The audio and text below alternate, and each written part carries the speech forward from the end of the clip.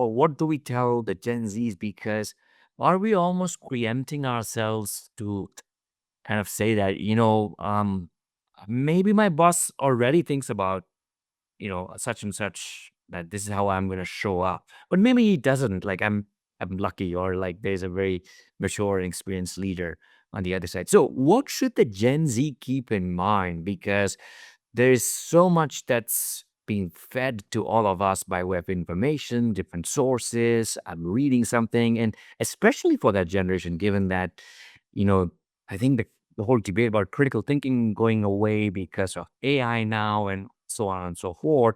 So the fact that they read 10 things about being labeled about them, and then that gets into their head, and then they come, how do we, what should we tell the Gen Zs, such that, okay, maybe prematurely not preempt something? Should we wait it out? There's sort of a thin line sometimes. So, what's your take on that? That's a great question because just as we don't want to be labeled, we ought really not label others. So it's a really good opportunity to stop and reflect.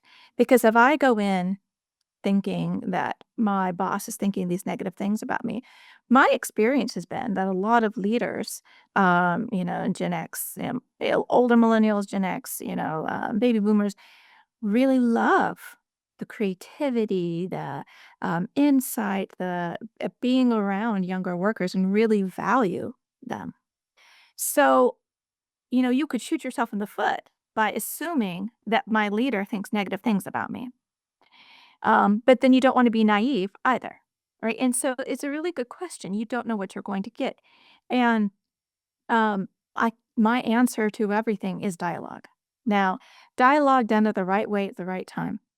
Right, so you have to think about this. You don't wanna necessarily just come in and say, "Okay, I need to know what you think about younger generations," right? But there are artful ways, first of all, you've gotta figure out what matters to you, how you are going to show up, and I would say you need to, as a worker, as you're developing professionally, what matters to your boss? What does he or she want? What is top of their list? And a good piece of work advice, if you can do it, be about what your boss is about.